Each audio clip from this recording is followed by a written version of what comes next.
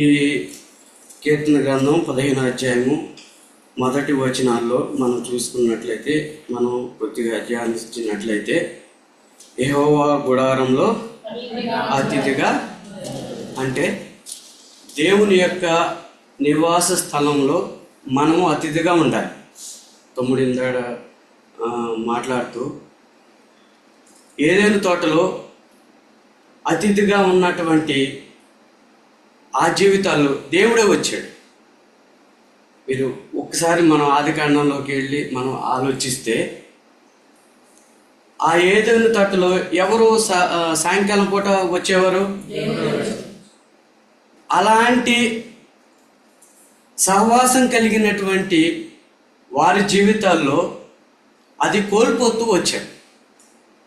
అయితే దేవుడు ఏంటంటే మన జీవితాల్లో ఏం చేస్తున్నాడంటే, ఆయన అతిథిగా ఉండాలని ఇష్టపడుతున్నాడు, లేదా ఆయన యొక్క గుడారంలో మనల్ని అతిథులుగా చూడాలని దేవుడు ఇష్టపడుతున్నాడు. కాబట్టి చూడండి, 2వ వచనం చూడట్లే మనం చూసినట్లయితే,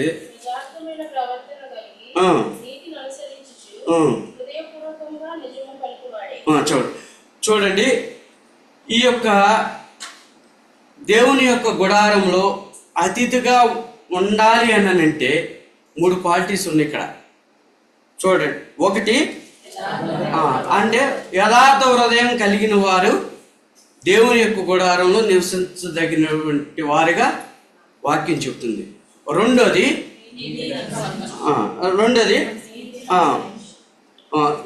కిందకు వచ్చేటప్పటికి నాలుక, అంటే మన యొక్క జీవితంలో యథార్థతను 3 డామినేట్ చేస్తున్నాయి. ఒకటి యథార్థమైనటువంటి ప్రవర్తన, రెండోది అటువాడు నాలుక కూడా ఏమవుతుందంటే మన జీవితంలో దేవుని యొక్క గుడారంలో అతిథిగా ఉండటానికి మనల్ని చూస్తుంది. మూడోది ఇక్కడికి వచ్చేటప్పటికి ఏంటంటే ద్రవ్యం కూడా డామినేట్ చేస్తుంది. మీరు చూడండి, చూడండి ఏమని ఉంటుందో చూడండి.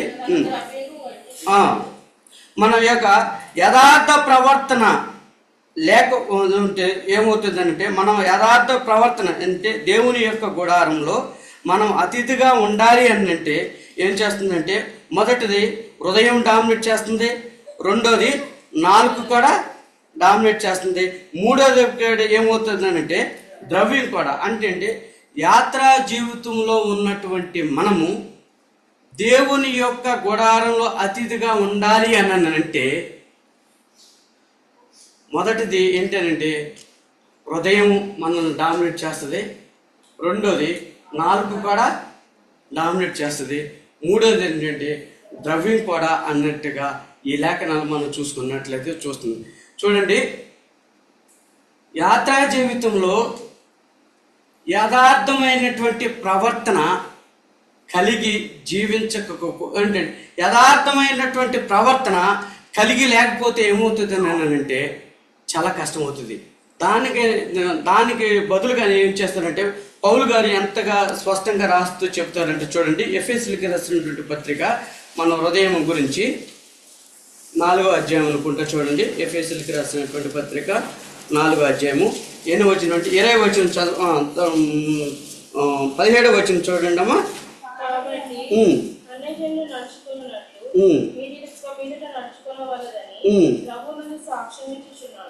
వారైతే అంధకారమైన మనసు గలవారై తమ హృదయ కాఠిన్యము వలన తమలో ఉన్న అజ్ఞానము చేత దేవుని వలన తమ జీవములో నుండి వేరుపరచబడిన వారై తమ మనస్సులకు కలిగిన వ్యర్థత అనుసరించి నడుచుకుంటున్నారు.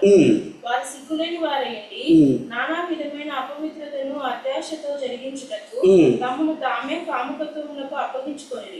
నెక్స్ట్ 20 అమ్మా చూడు. అయితే మీరు యేసును గురించి విని ఆయన అందరి సత్యము ఉన్నది ఉన్నట్టుగానే ఆయన ఎందుకు ఉపదేశింపబడిన వారైన ఎడల మీరు అలాగే క్రీస్తును నేర్చుకున్న వారు కాదు. చూడండి, మనము దేవుని యొక్క గుడారంలో అతిథిగా ఉండాలి అని అంటే ఎవరి గురించి మనం నేర్చుకోవాలి?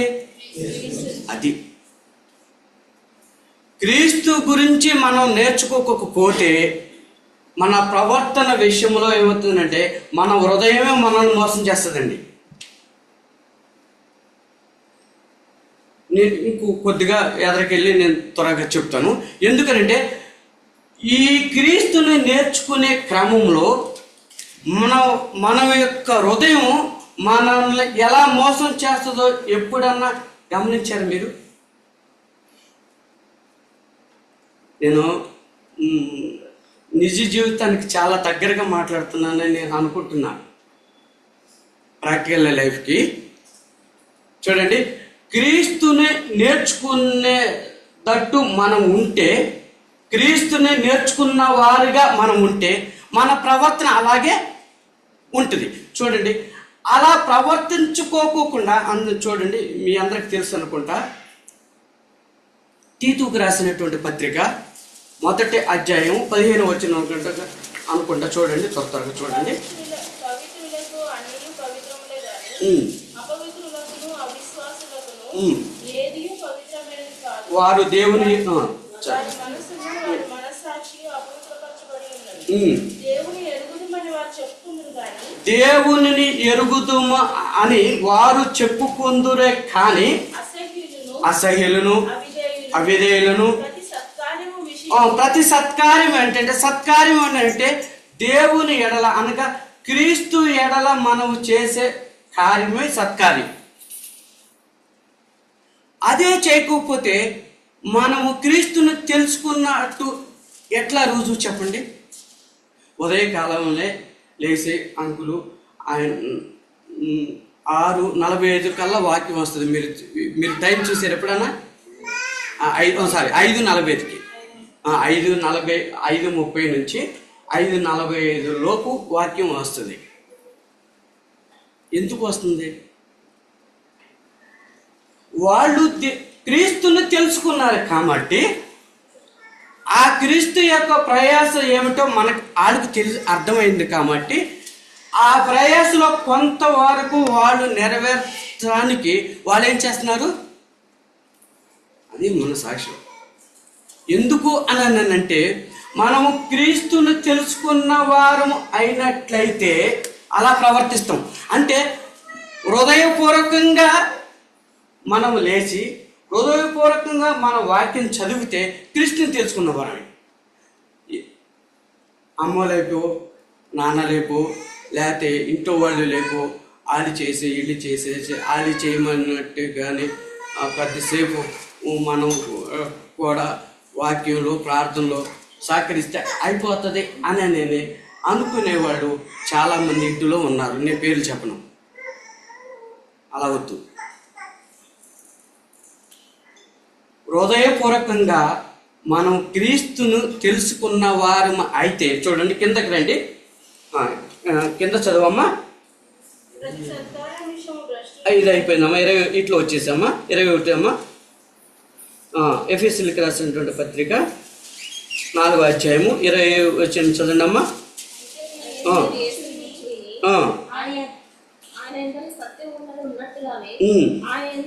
ఉపదేశించబడిన వారైనడలా మీరు అలా క్రీస్తును నేర్చుకున్నవారు కాదు. కావున మునుపటి ప్రవర్తన విషయంలోనైతే మోసపరమైన దురాశల వలన చెడిపోయి మీ ప్రాచీన స్వభావం వదులుకొని మీ చిత్త వృత్తి యందు నూతనపరచబడిన వారై నీతి యథార్థమైన భక్తి గల వారై దేవుని పోలికగా సృష్టింపబడిన నవీన స్వభావమును ధరించుకోవాలి. మనము దైనందిన జీవితంలో, యాత్రా జీవితంలో ఏంటంటే కొన్ని వదులుకోవాలి. చూడండి, ఇదే వచనంలో ఏముంటుందంటే 23లో వదులుకొని, అంటే మీరు మీ ప్రాచీన స్వభావమును వదులుకొని, కిందకు వచ్చేటప్పటికి ఏముందంటే నవీన స్వభావమును. అంటే మనము క్రీస్తుని తెలుసుకున్న వారము అయినట్లయితే కొన్ని వదులుకోవాలి, కొన్ని ధరించుకోవాలి. ఇప్పుడు కొన్ని వదులుకోవాలి అని అంటే ఏంటి? వాక్యం అంటే సత్యవాక్యం ఏదైతే చెబుతుందో, క్రీస్తును గురించి వ్యతిరేకంగా చెప్పబడేది ఏదైనా మనం వదులుకోవాలి. ఫర్ ఎగ్జాంపుల్, నేను చెప్పటం కాదు, చూడండి కొలసీలకు రాసినటువంటి పత్రిక 3వ అధ్యాయం అనుకుంటా చూడండి. కొన్ని వదులుకోకపోతే, కొన్ని మన జీవితంలో ఎంచుకోకపోతే వాటితోనే మరణం వస్తుంది. చూడండి 3వ అధ్యాయం అనుకుంటా చూడండి. 5వ వచనం చదవండి అమ్మా.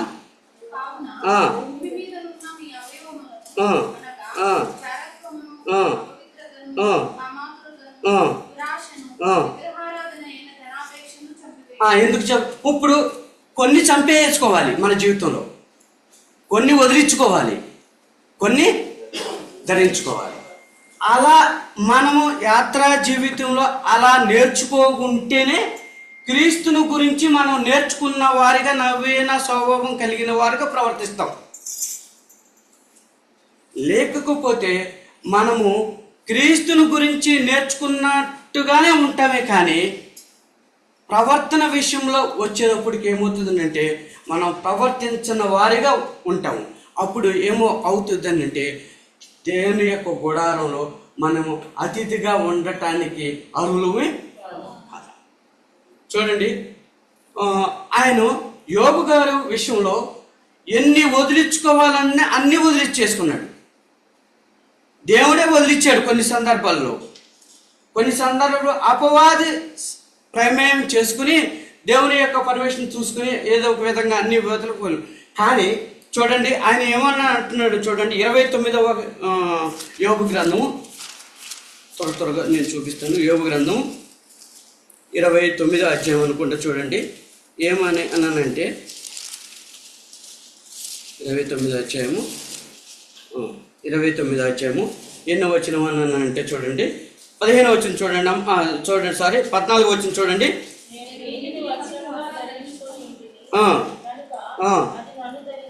చూడండి, నేను నీతిని వస్త్రముగా, అంటే చూడండి పౌలు గారు ఏమన్నా ఎఫెసీయులకు రాసినటువంటి పత్రిక 4వ అధ్యాయంలో 21వ వచనంలో ఏమన్నా ఉందాం చూడండి అమ్మా. నీతి ఎన్నో వచ్చిన చదవడం కరెక్ట్. అది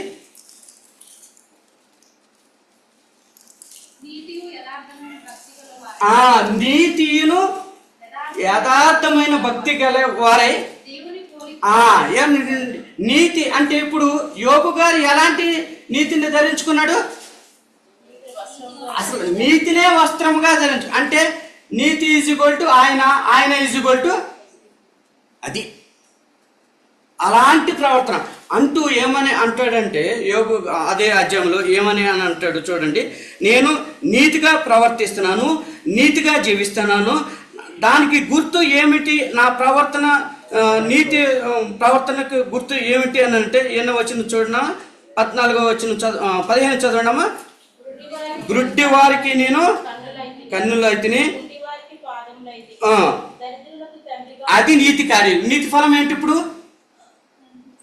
ఇప్పుడు నీతిని కలిగినటువంటి వ్యక్తి, నవీన స్వభావం కలిగినటువంటి వ్యక్తి, యేసు ప్రభు వారిని నేర్చుకున్నటువంటి వ్యక్తి ఇప్పుడు ఏం చేస్తున్నాడు అనంటే గుడ్డి వారికి అది నీతి. అంటే దరిద్రులకి నేను సహాయం చేశాను అని అంటే అది అంటే నీతి కార్యం. అది అంటే ఏంటంటే మన యొక్క వ్యక్తిగత జీవితంలో నీతిని కలిగి ప్రవర్తించే సందర్భం ఏంటంటే ప్రవర్తించే సందర్భంలో చాలా కష్టాలు అవుతాయి. అయినప్పటికీ కూడా మనం ఇబ్బంది కలిగినప్పటికీ కూడా మనం ఏం చేయాలి అని అంటే క్రీస్తును ధరించుకున్న వారిగా మనం ప్రవర్తించాలి. కానీ క్రీస్తు లేనటువంటి జీవితాలుగా మనం నేను చాలామందిని చూస్తాను ఉంటాను. ఆఫీసులో ఏదైనా మీటింగ్కి వెళ్తే ఆ మీటింగ్లో ఆ మేనేజర్ సందర్భంగా ఇష్టం వచ్చినట్టు మాట్లాడతారు. ఒక ఎండి గారి దగ్గరికి వెళ్తే ఆయనకి ఇష్టం వచ్చినట్టు రీతిగా ఆయనకు అనుకూలంగా మాట్లాడతారు. కానీ యథార్థత ఏది, అక్కడ డిఫాల్ట్గా ఎక్కడ ఏది తప్పు జరుగుతుందో అన్నది ఎవరు చెప్పరు. కానీ మన జీవితాల్లో ఎప్పుడైనా గుర్తుపెట్టుకోండి, మనము నీతిని అనుసరించే వారిగాను క్రీస్తును అనుసరించిన వారిగా మన జీవితాల్లో ఉండకపోతే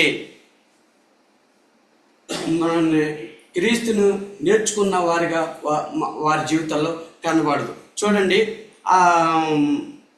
మనకి బాగా పరిచయమైనటువంటి వ్యక్తి ఎవరంటే దావీదు గారు. దావీదు గారి జీవితంలో మొదటి సమూయేలు గ్రంథం ఇంటికి వెళ్ళి చదువుకోండి.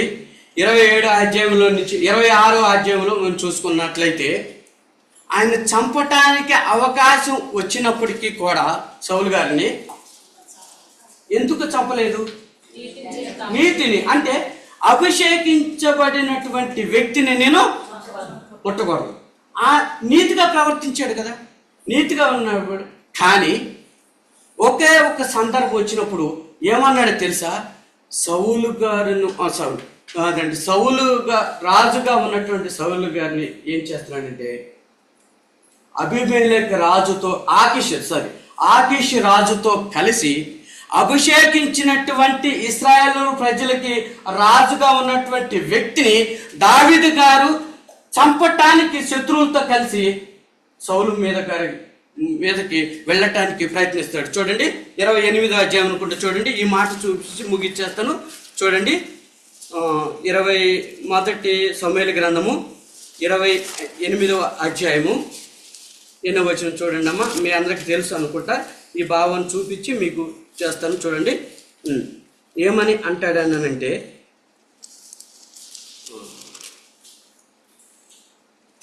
ఎన్నో అధ్యాయం అంటే 28వ అధ్యాయం కాదమ్మా, 21 ఏముంది, అది అయిపోతుంది. చూడండి, నాకు సందర్భ సహితంగా గుర్తొచ్చింది. చదవమ్మా.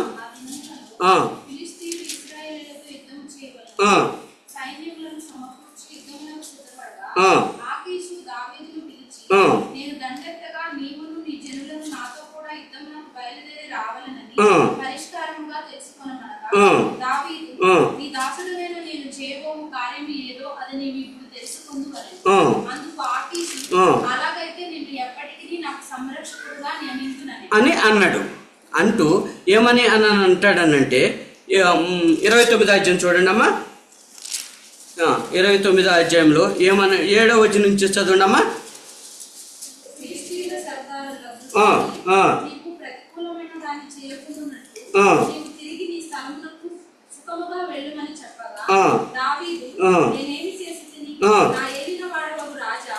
చూడు, యేసు రెండు మాటలు మాట్లాడుతున్నానండి అమ్మా. నా ఏలిన వాడు అన్నటువంటి ఈయన ఏలినవాడా అంటే పరిస్థితులు ఎలా దిగజారటానికి అవకాశం వస్తుంది అనంటే దావీదు గారిని నేను తప్పుగా చెప్పట్లేదు. ఏంటంటే పరిస్థితులు ఎలా దిగజారిపోతాయి అంటే అని అంటూ ఏమని అంటాడంటే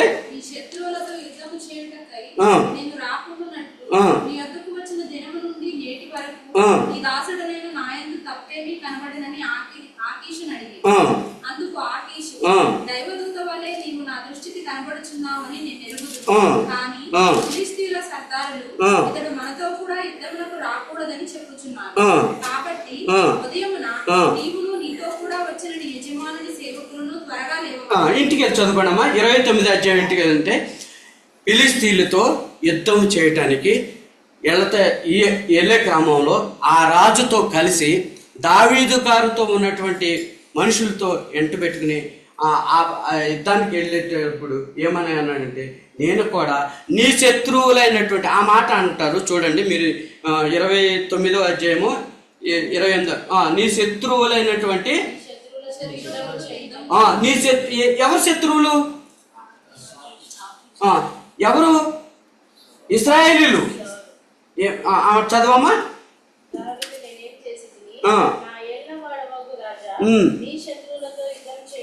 ఎవరు శత్రువులమ్మా? ఇశ్రాయేలీయుల శత్రువులా? ఈ మాట చూడండి, ఇశ్రాయేలీయుల శత్రువులు దావీదు గారికి. నేను కూడా నీతో కలిసి ఇశ్రాయేలీయుల మీద యుద్ధము చేయటానికి నేను కూడా వస్తాను అన్న ప్రవర్తన కలిగి మాట్లాడుతున్నాడు కదా. ఇది నిజమైన ప్రవర్తన. ఇది చూడండి, దేవుని యొక్క గుడారంలో అతిథిగా ఉండటానికి ఇష్టపడినటువంటి దేవుడు ఆయన దేవుని ప్రజలతో చంపటానికి దేవుడు అభిషేకించినటువంటి వ్యక్తి, రాజుగా ఉన్నటువంటి ఆ వ్యక్తిని చంపటానికి ఎప్పుడు ఎవరితో కలిసి వెళ్తున్నాడు ఆయన? ఈయన ప్రవర్తన ఇది కరెక్టేనా? అందుకే నేనంటే యాత్రా జీవితంలో ప్రవర్తన విషయం, అందుకే దేవుడు అదే అని అంటున్నాడు, యథార్థమైన ప్రవర్తన కలిగి నీతిని అనుసరించి మనకి కష్టాలు రావటానికి సాధ్యం ఉంది, ఇబ్బందులు వస్తాయి. కానీ ఇబ్బందులు కష్టాలు వచ్చిన అంత మాత్రాన, అందుకని దేవుడు తప్పుడు మాట్లాడతాడు. ఎన్ని సంవత్సరాలకి బబులోని చెరకు వెళ్ళిపోయారు? 70 సంవత్సరాలు. దరిదాపు 70 సంవత్సరాలు. ఎన్ని తరాలు గతించిపోయిన అక్కడ? వాళ్ళ ముత్తాతలు చాలా మంది చనిపోయారు. కానీ ఎజ్రా టైంలో ఇక్కడికి వచ్చినప్పుడు ఆ మందసం కట్టి చేసినప్పుడు అన్ని తరాలకి దేవుడు వాగ్దానం చేసిన ఆ వాగ్దానాన్ని మా జీవితంలో నెహెమీయా ద్వారా, ఎజ్రా ద్వారా మాకు దేవుడు అనుగ్రహించినటువంటి ఆ వాగ్దాన భూమిని మేము కనులారా చూడటానికి మాకు ఇచ్చినటువంటి ఈ తరుణాన్ని బట్టి ఇశ్రాయేలు ఆ తరంలో బ్రతికినటువంటి ఇశ్రాయేలీలందరూ ఏం చేశారంటే ఏక మనసుతో దేవునిని, అంటే వాళ్ళ పితరులకి లేనటువంటి ఆధిక్యత ఏ తరానికి వచ్చినప్పుడు? ఈ తరానికి. అందుకని ఏం చేశారంటే ఏక మనసు కలిగి వాళ్ళు ఏం చేశారంటే ఆరాధించారు. అందుకని ఏంటంటే పరిస్థితులు ఎలా సమకూడి జరుగుతున్నప్పటికీ కూడా మన యాత్రా జీవితంలో కష్టం అయినప్పటికీ కూడా మనం విరోధ భావం కలిగి ప్రవర్తించకూడదు. దావీదు ద్వారా మనం తెలుసుకున్నట్టే అభిషేకించినటువంటి సౌలు రాజును సైతము కూడా చంపటానికి ప్రయత్నించినటువంటి వ్యక్తి ఎవరు? ఇప్పుడు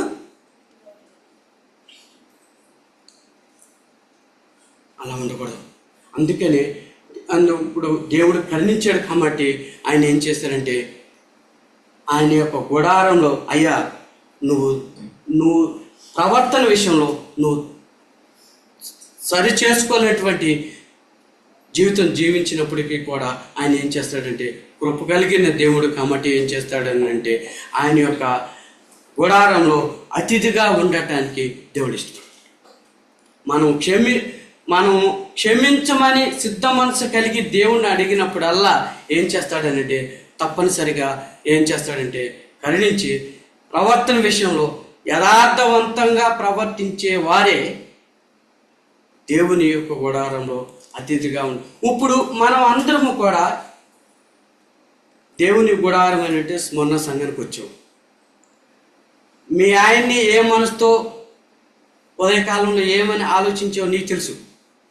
మీ నాన్నని ఏ మనసుతో మీరు ట్రీట్ చేశారో మీకు తెలుసు.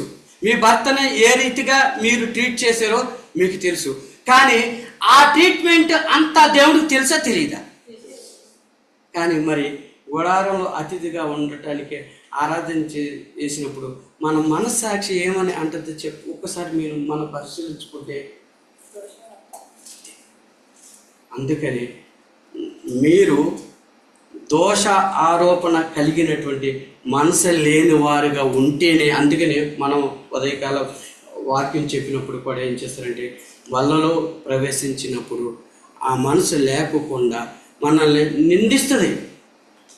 మన ప్రవర్తన బట్టి, మన పిల్లలను బట్టి, మన సొసైటీని బట్టి, మనం చేసుకున్న తీర్మానాలను బట్టి, మనకు కలిగినటువంటి స్థితిగతులను బట్టి ఏం చేస్తుంది అంటే, ప్రభా నేను ఇలాంటి తప్పు చేశాను కాబట్టి నీ గుడారంలో అతిథిగా ఉండాలని అంటే ఇప్పుడు ఏం చేయాలి? ఇప్పుడు వెళ్ళిపోతామా? ఒప్పుకొని విడిచిపెట్టాలి. అదే మనకి దావీదు గారు చెప్తున్నాడు. ఎందుకు కారణం ఏంటంటే దేవుని ప్రజలతో సహవాసం విడిచిపెట్టి అదంటే ఆ ప్రాంతంలో ఎన్ని నెలలు ఉంటాడో చూడండి. ఆ ప్రాంతంలో చూడండి, గాతు అనే ప్రాంతంలో సంవత్సరము 4 నెలలు. 27 అధ్యాయం మొదటి సమూయేలు గ్రంథము 27 అధ్యాయము 8వ వచనం అంటే 4వ వచనం చూడండి అమ్మా. 7వ వచనం సారీ.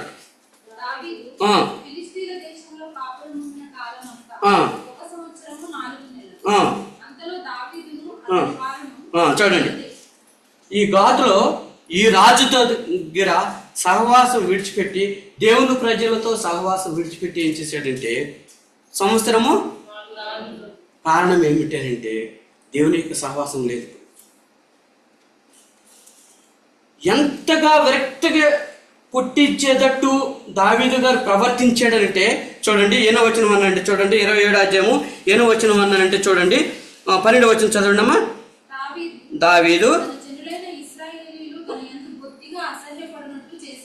చూసారానమ్మా, ఒక తండ్రి మీ మాట బొత్తిగా వినట్లేదు అని అంటే నీ డబ్బులు నీకు కావాలనంటే నీ ఫీజు కట్టాలనంటే కట్టాలి అంటే కట్టేస్తానంతే, అంతేగాని నువ్వు ఎలా చదువుతున్నావు ఏంటని మనసు ఇప్పి ఎప్పుడన్నా మాట్లాడుతున్నారా మీ పేరెంట్స్తో?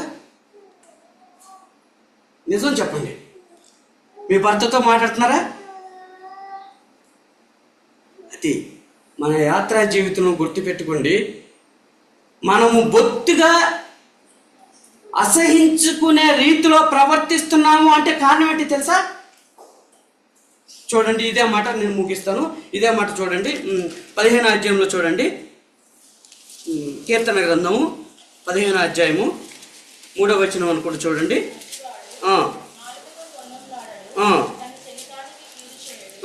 నాలుగుతో ఇంగ్లీష్లో ఏమన్నా ఉందమ్మా? మీ అందరికి తెలుసు కదా, బ్యాక్ అంటే కొండెం అంటే నాకు తెలుగు అర్థం కాక కొండెం అంటే ఏంటి? సారీలకు అది నాకు అది కావాలని మీ నోటి నుంచి వస్తుందా అని నేను చూస్తున్నాను. కాదనుకున్నా, సరే అట్టగా ఒకళ్ళు ఒక అనుభవం ఉంటే నేను కాదని ఉండలేదు. అంటే ఆయన ఉద్దేశం ఏంటంటే అంటే కొండం అంటే ఏంటంటే నేను చాలా మట్టికి నేను ఆఫీసులో కానీ బయట ప్రపంచంలో కానీ కుటుంబ జీవితంలో కానీ నాకు నేను ఒకరితో డిస్కస్ చేస్తాను, వేరే వాడి దగ్గర ఆ మాట వస్తుంది, నేను చెప్పలేదు, ఎవరు చెప్పినట్టు అది నా తెలియక అడుగుతున్నాను. ఫర్ ఎగ్జాంపుల్, మా బాబుని నేను చదువు విషయంలో ఒక మాట అన్నాను, మా మిస్సెస్ లేదు, మా చిన్నాడు లేడు, మా పెద్దోడు మాత్రమే ఉన్నాడు, ఇది ఇక్కడ రివీల్ చేస్తున్నాను. ఎక్కడ మా మిస్సెస్ హాస్పిటల్లో ఉంది, నా ఇంటికి వచ్చిన తర్వాత ఇష్టం వచ్చినట్టు మాట్లాడుతుంది. ఈ మాటలు మాట్లాడిన విషయం వీడితోనే మాట్లాడాను కానీ ఆవిడతో నేను మాట్లాడలేదు కదా. ఎవరు చెప్పేనట్టు?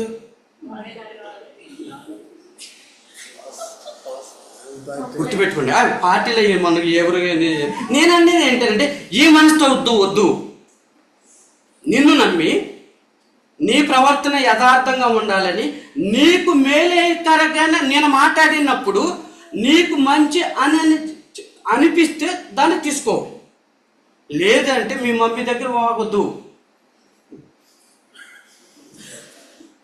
బీటెక్ చదువుతున్నాడు కదా, అంటే నేను నా పిల్లలు కాబట్టి నేను చెప్పుకోగలుగుతున్నాను. అంటే ఏంటంటే కొండెములాడే వ్యక్తి దగ్గర దేవుని యొక్క సన్నిధి ఉండదు. నేను అనేది చెప్తున్నాను అదే. ఒక్క మాట నేను నీకు మేలు కలిగి అంకులు నాకు చెప్పినప్పుడు నేను అంకుల్ని వేరే విధంగా నేను చూసి వేరే వాళ్ళకి ఏమీ చెప్పకూడదు. నా ప్రయోజనం కొరకు చెప్పాడు కాబట్టి, నా క్షేమం కొరకు చెప్పాడు కాబట్టి నేను దాన్ని గుర్తెరిగి చేసుకోవాలి. కానీ చూడండి, ఈ కొండెం అనేది చాలా భయంకరమండి. చూడండి, ఒక మాట చూపిస్తాను చూడండి, సామెత గ్రంథం అనుకుంటా. మనిషికి ఇళ్లలోకి బంధువుల మధ్య రక్త సంబంధికుల మధ్య అగాధ రావటానికి కారణం ఎప్పుడన్నా మీరు గమనించారా? చూడండి, నేను గమనించాను. చూడండి, సామెత గ్రంథం 26వ అధ్యాయం అనుకుంటా. చూడండి, 25వ అధ్యాయము 25వ అధ్యాయంలో 23వ వచనం చదవండి అమ్మా.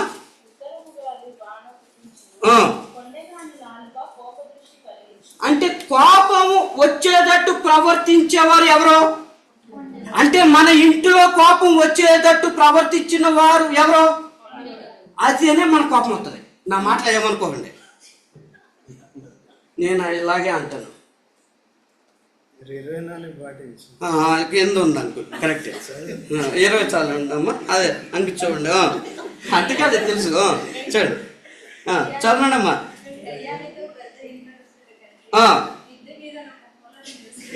నేను అందుకనే నా రూమ్లో నేనే ఉంటాను, ఫస్ట్ రూమ్లోనే ఉంటాను. అన్నం తిన్నావా అని మాత్రం అడుగుతాను నేను ఇంట్లో ఎవరిని.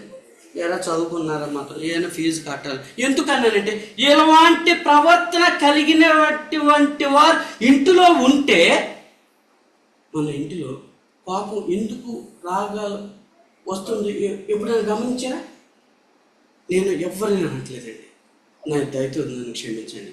ఎవరిని నేను ఎందుకు అనంటే ఈ పిల్లలు తల్లిదండ్రుల మధ్య మీ అమ్మ మీ నాన్న మాట్లాడుకునే మాటలు మీరు ఎందుకు ఇన్వాల్వ్ అవుతారు అంటే ఏంటి దానికి అర్థం?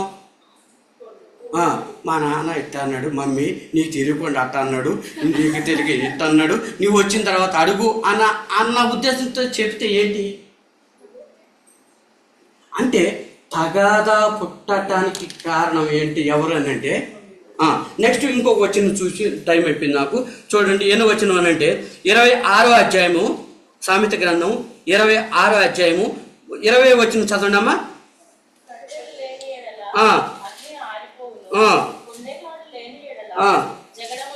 అసలు జగడాలు పుట్టేది ఎందుకు కారణం? అది నేను ఎవరిని అనట్లేదు, ఎవరికి ఏమీ చెప్పట్లేదు. మన ఇంటిలో దేవుని యొక్క సన్నిధి మన గుడారంలో ఉంటుందా లేదా? ఉంటే నువ్వు దేవుని మందిరానికి వచ్చి ఆరాధన చేసి మళ్ళా ఇంటికి వెళ్ళి కొండిగాడి మాటలు మాట్లాడితే ఆ యజమానుడికి ఎట్లా ఉంటుంది చెప్పండి? ఆ భార్యకి ఎలా ఉంటుంది చెప్పండి? ఆ తల్లిదండ్రులకి ఎలా ఉంటుంది? ఎందుకనంటే ఎవరైనా అంకులు యథార్థంగా చెప్తాడు కొన్ని విషయాల్లో, నేను గమనించాను. మనము ఒక వ్యక్తిని మనకి నమ్మి ఒక ఆడపిల్లనో ఒక మగ పిల్లనో వాళ్ళకి ఇచ్చినప్పుడు ఆ తల్లి దగ్గరికి తండ్రి భర్త దగ్గరికి భార్య దగ్గరికి వచ్చి భోజనం చేస్తున్నప్పుడు మీ అమ్మ ఏమి చెప్పింది నీకు తెలుసా అని అంటే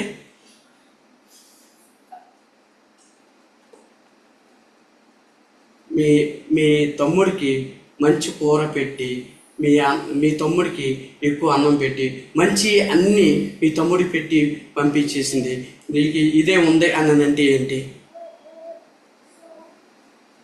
మా అమ్మ గురించి నాకు తెలీదా, కొద్దిగా ఎక్కువ తింటాడని. అంటే కుటుంబ జీవితంలో ఆరాధన చేసినప్పటికీ కూడా నీకు తెలుసా అని అంటే ఆ భర్తకి తెలీదా ఆ అమ్మ విషయం ఏంటో? ఆ భార్యకి తెలీదా ఆ అత్తగారి విషయంలో? మనకి తెలియక ఏదైనా ప్రవర్తిస్తే దేవుని సన్నిధిలో ఒప్పుకోవాలి. కానీ నీ సన్నిధిలోకి గుడారంలోనికి అతిథిగా ఉండటానికి ఇంతగా మమ్మల్ని ప్రయాసపెట్టి తీసుకొచ్చే ప్రభువా నీకు వందనాలని చెప్పి సాయంకాలానికి వెళ్ళి నువ్వు ఏం తెచ్చావు అని అంటే అలాంటి మాటలు మన కుటుంబ జీవితాల్లో కోపం పుట్టడానికి గల కారణం ఏంటో 15వ అధ్యాయంలో గుండెగాడి మాటలు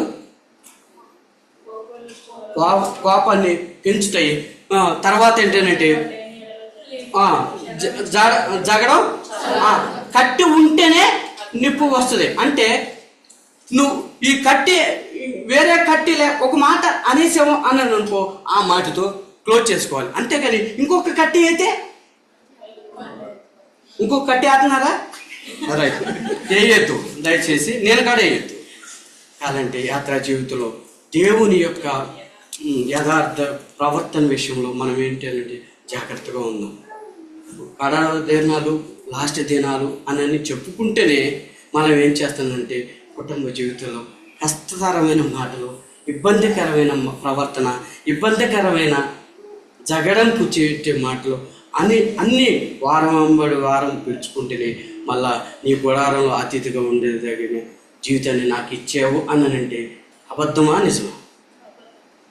అందుకనే సంవత్సరము 4 నెలలు గాతు ప్రాంతంలో దేవుని యొక్క సహవాసము లేక ఇశ్రాయేలు ప్రజలు బొత్తిగా అసహించుకునేటట్టు ప్రవర్తించటానికి గల కారణము దేవుని యొక్క సన్నిధి అతనికి లేకపోవటం వల్లే.